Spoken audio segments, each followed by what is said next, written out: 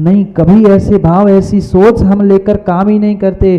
काम तो कर रहे, अरे यार फिर सुबह हो गया, फिर भोजन बनाना, फिर रोटी बनाना, फिर ऐसा नहीं सोचते ना। आप बोलो ना, बोलो ना।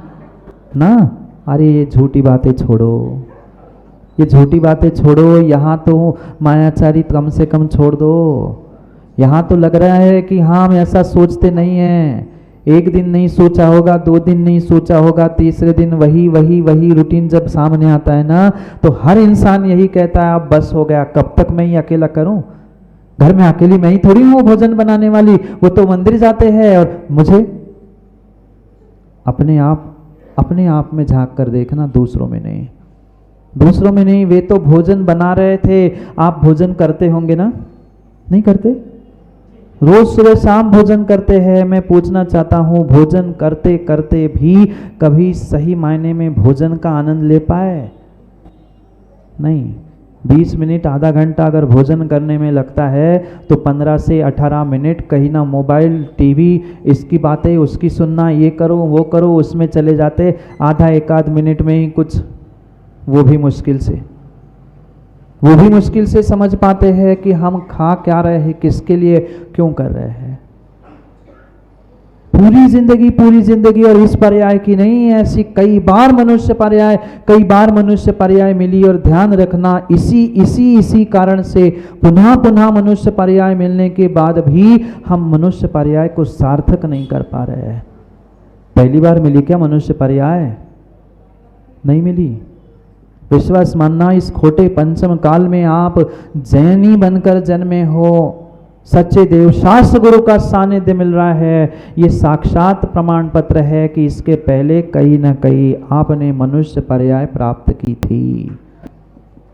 की थी, पर मनुष्य पर्याय प्राप्त करने के बावजूद भी मनुष्य पर्याय को सार्थक करने के लिए हमने कोई भी पुरुषार्थ नहीं किया।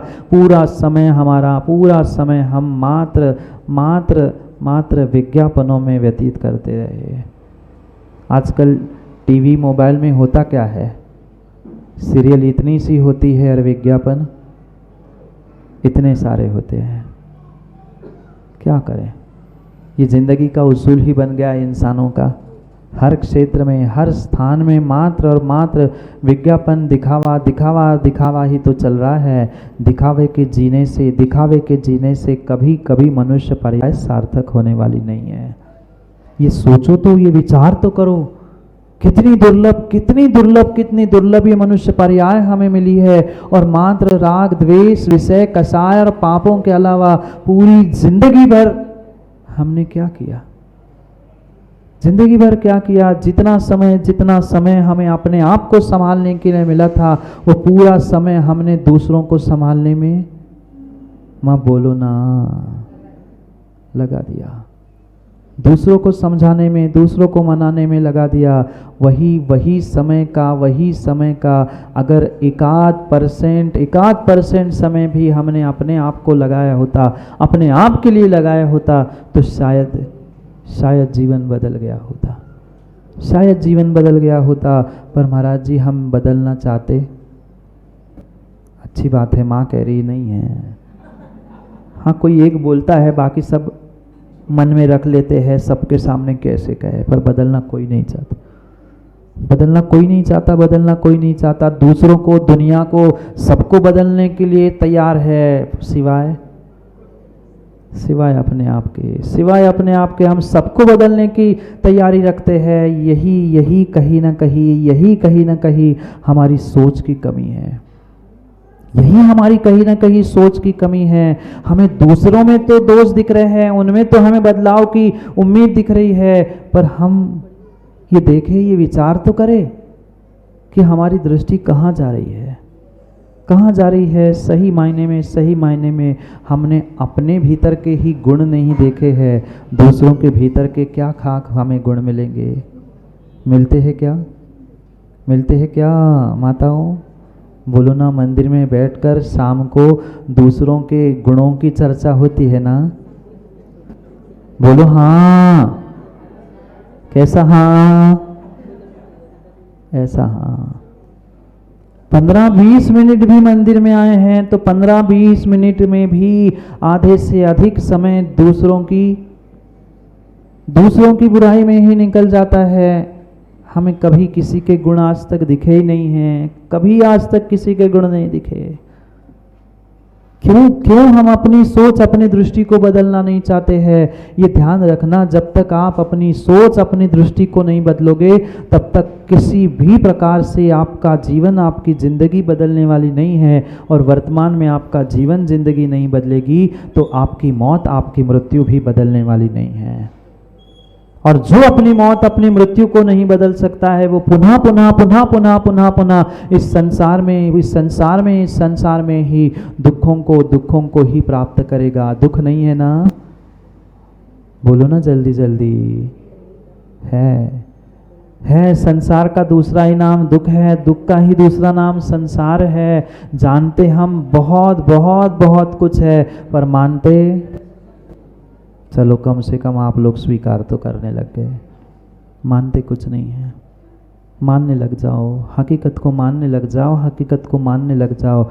एकाध पर्याय, और मैं कह रहा हूँ पर्याय नहीं, 24 घंटे में से एकाध घंटा भी नहीं, कम से कम ज्ञानियों एकाध मिनट ही 24 घंटे में जीते जी कर देखना।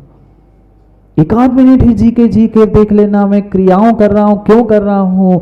क्योंकि अगर हमने इस मनुष्य पर्याय को प्राप्त करने के बावजूद भी समाधि मरण प्राप्त नहीं किया है तो विश्वास मानना, कभी संसार के दुखों का, संसार के परिभ्रमण का अंत होने वाला है ही नहीं। है ही नहीं है। पर क्या करे? भावना तो कई बार हम भाते हैं, भगवान के सामने आकर भगवान को भी सुनाते हैं, भोगे जो भोग पहले, नहीं पढ़ा आप लोगों ने? भोगे जो भोग पहले, पर बैठने के पहले पंखा देखकर बैठते हैं। भगवान से तो कह रहे हैं भोगे जो भोग पहले, हो गया ना उनका स्मरण, पर पंखा बंद। अरे बंद किसने कर दिया? पंखा चलाओ। और भगवान को सुना रहे भोगे जो भोग पहले। अरे पहले जो भोग भोगे, अभी भी तो भोग रहा है और उसकी तो व्यवस्था कर रहा है, और झूठ क्यों बोल रहा है? क्या मायाचारी का पाप नहीं लगेगा? झूठे शब्दों को मात्र रिपीट करने से, फ्लो में कह देने से काम होने वाला नहीं है। कितनी भगवान के सामने बैठकर समाधि मरण की भावना भाना, कितने ही शब्दों को दोहराना और कितनी बार कहना गुणीजनों को देख हृदय में, कितने विसर्जन पाठ, और जो चाहे कर लेना, काम होने वाला नहीं है। कई बार विसर्जन पाठ पढ़ लिया होगा। पूजन करते आप लोग? पूजन की हो तो विसर्जन पाठ भी पढ़ा होगा, शांति पाठ भी पढ़ा होगा। उसमें संस्कृत नहीं, हिंदी में भी कई बार आपने पढ़ा होगा। मतलब आज ऐसी स्थिति है, हम संस्कृत प्राकृत ये नहीं समझ में आ गया, इसलिए कवियों ने, आचार्यों ने, मुनियों ने भाषांतर हिंदी में कर लिए, पर हिंदी भी समझ में, बोलो आ रही है? नहीं आ रही। रोज फ्लो में हम पढ़ जाते हैं। शास्त्रों का हो पठन सुखदा, बोलो ना, शास्त्रों का हो पठन सुखदा, लाभ सत्संगति का, सद्वृत्तों का सोयस कह के कितने ढाकते हैं पाटोदी, और कितने झांकते हैं। हम ढाकते कम है और झांकते ज्यादा है। सद्वृत्तों का सोयस कह के कहाँ गया? हमें आज तक कोई सद्वृत्तधारी, सदाचारी, गुणों का खजाना दिखता ही नहीं। अरे गुणों का खजाना नहीं खोजो, कम से कम एक ही गुण खोज लो। एक इंसान में एक भी गुण मिल जाए ना, तो तुम्हारी दृष्टि, तुम्हारी सोच बदल जाएगी। पर ऐसी ईर्ष्या आज कूट के हृदय में भरी है कि एक इंसान को दूसरे इंसान के गुण दिखते ही नहीं है। उस त्रियंश में तो गुण दिख रहे हैं, त्रियंश को तो सुरक्षा के लिए घर में बांध के रखा है, सोचना विचार करने जैसी बात है। उस त्रियंश पे विश्वास है, बहुत सारों के घरों में बांधे होंगे। उस त्रियंश को तो सुरक्षा के लिए बांध के रखा है, पर घर में अलमारी पे ताले लगे हैं। आप लोगों के नहीं है ना? आप लोगों के घरों में ताले नहीं लगे ना? अलमारियों पे नहीं लगे? किसी की अलमारी पे ताले नहीं लगे हैं? अलमारी में लगे, लॉकर में लगे, लॉकर के अंदर और एक छोटा सा लॉकर है।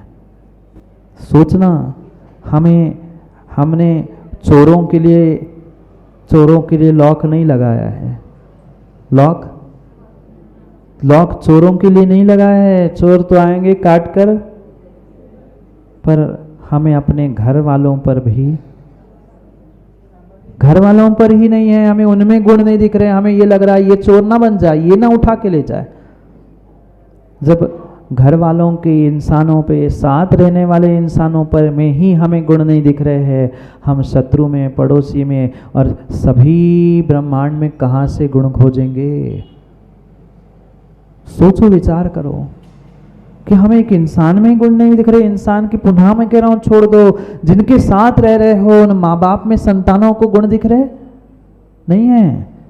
आज की संतान यही कहती, इनसे तो उनके माँ बाप अच्छे, हमारे तो, हाँ, माँ बाप भी ये कहते, देख कैसा है तू, उससे तो तेरा मित्र अच्छा, वो कितना काम करता है घर का, वो दुकान का काम करता है, वो पैसे कमाता है, पढ़ाई भी करता है, तू तो निकम्मा है।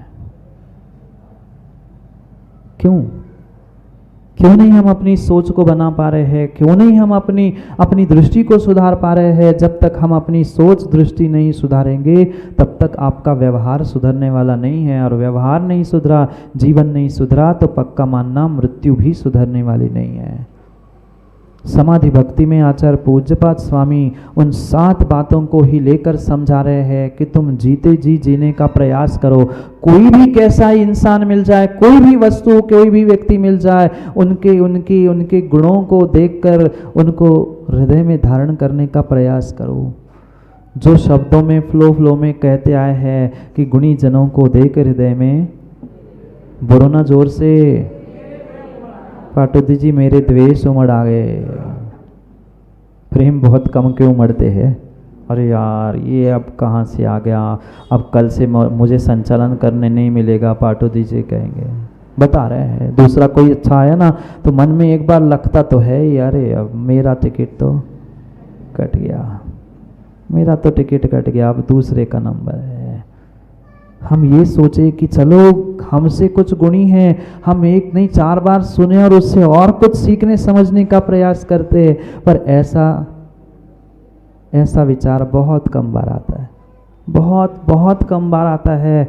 हम सोचे, जो विसर्जन पाठ में, शांति पाठ में आप पढ़ते हैं, सद्वृत्तों का सुयश कह के, सद्वृत्तों का, जो गुणी जन है, जो सद्वृत्तों को धारण करने वाले हैं, जो सदाचारी है, उनका सुयश, उनका गुणगान करने की आवश्यकता है। आचार्य भगवंत कहते हैं वह दरिद्री है, वह भिकारी है, वह दरिद्री है, वह भिकारी है। पैसे वाला, जिसके पास पैसे नहीं वो नहीं, जिसके पास सामने वाले की प्रशंसा करने के लिए शब्द नहीं है, जिसके पास किसी गुणी जनों के गुणगान करने के लिए शब्द नहीं है, जो अपने ही अहंकार में ही दूसरों से ईर्ष्या करते हुए दूसरों के दोष कह रहा है, गुणों को कहने की शक्ति जिसके पास नहीं है, वह सबसे बड़ा वह गरीब, भिखारी, दरिद्री और कंजूस इंसान है। आप लोग, महाराज हम कंजूस नहीं, हम तो मक्खी चूस है। सोचे कितने पैसे लगेंगे माँ किसी का गुणगान करने के लिए? कितने लाख, कितने हजार दान देने के लिए, पूजन पाठ करने के लिए, बाकी सब धर्म की क्रिया करने के लिए कुछ एक पैसे लग सकते हैं, पर किसी सदाचारी गुणवान पुरुषों के, गुणवान जीवों के गुणों का गुणगान करने के लिए तुम्हें कोई पैसे की, कोई धन की आवश्यकता नहीं है। इसलिए सबसे बड़ा कंजूस और सबसे बड़ा भिखारी नीतिकारों ने उसे कहा है जो दूसरों के गुणों का गुणगान नहीं कर सकता। उसे गुण दिख ही नहीं रहे, गुणगान कहाँ से करेगा? अपने आप को पूछ लेना, मैं कंजूस तो नहीं हूँ, मैं गरीब दरिद्री तो नहीं हूँ। अगर एक छोटा सा बालक भी 2-3 वर्ष का, अगर 2-3 वर्ष का बालक भी नमोकार सुनाता है, कभी उसकी पीठ थपथपाते हुए उसकी प्रशंसा की? कोषाध्यक्ष जी, देने वालों का तो खूब लंबा चौड़ा हमने गुणगान किया, वो भी करना चाहिए। उसने भी बहुत कुछ किया, धन दिया, समय दिया, उनका तो करो ही करो।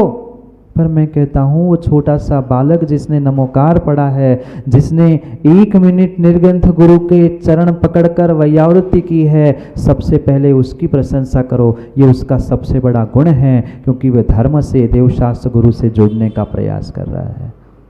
पर हम तो घर का बच्चा है, उसे क्या है, वो तो करता ही रहता है। नहीं, वो कभी आगे नहीं बढ़ेगा, कभी आगे नहीं बढ़ेगा, कभी आगे नहीं बढ़ेगा। अगर अगर अगर किसी को आप धर्म या किसी क्षेत्र में आगे बढ़ाना चाहते हो तो सबसे पहले उसकी प्रशंसा करो, उसकी प्रशंसा करो, उसके गुणों का गुणानुवाद करो। अरे आचार्य भगवंतों ने कहा ये इतना सस्ता, इतना सस्ता, इतना सस्ता सौदा है कि तुमने किसी का गुणानुवाद किया, किसी की यश गाथाएं को गुंजायमान करने का प्रयास किया। तुम्हें अलग से कोई पुरुषार्थ नहीं करना पड़ेगा। तुम्हारा यश, तुम्हारी कीर्ति वह दिगदिगांत तक पहुंचेगी। अगर किसी तपोनिधि की, किसी तपस्वी की, किसी गुणी जनों की आपने सद्वृत्तों को धारण करने वाले उन जीवों की प्रशंसा और गुणगान करने का प्रयास किया है, अपने आप यशा कीर्ति नाम कर्म का ऐसा ऐसा उदय तुम्हारे साथ आएगा कि फिर अपने आप दिगदिगांत तक तुम्हारा नाम हो जाएगा। बहुत सारे जीव आज परेशान है, दुखी है, कहते हम सब कुछ करते हैं पर हमें यश नहीं मिल रहा है, सब कुछ में करते हैं पर यश नहीं मिल रहा है। यश मात्र कार्य करने से नहीं होता है।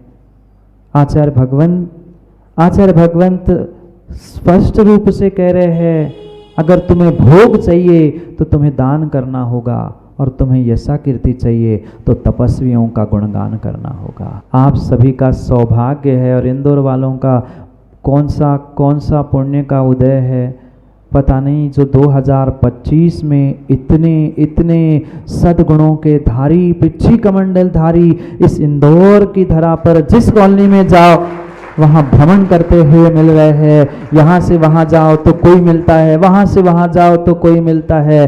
कहीं ऐसे भी दृश्य देखने के लिए मिलते हैं, सूर्य उदित होता है तो उल्लू छुप जाता है। पर ये पुण्य का और बड़ी सोच का ही नतीजा होता है कि एक धर्मात्मा एक संघ दूसरे संघ से मिलते हुए जिन शासन की वह महती प्रभावना करने का पुरुषार्थ करता है, सही मायने में यही परिणाम और यही पुरुषार्थ ही जैन धर्म की, जिन शासन की सच्ची प्रभावना है, जो आज इस नेमी नगर जैन कॉलोनी ना अध्यक्ष जी, मात्र कई सारे 4-5 दिन से लगे माता जी महाराज जी 400 जैन रहते यहाँ जैन रहते हैं, इसलिए जैन कॉलोनी नहीं है, अपितु जैन साधु यहाँ मिलते हैं, शायद इसलिए इस कॉलोनी का नाम जैन कॉलोनी रखा है। समय हो गया है, समय की बात के लिए पुनः समय पे मिलते हैं, क्योंकि समय पे किया गया काम समय को दिलाता है। बोली भगवान महावीर स्वामी।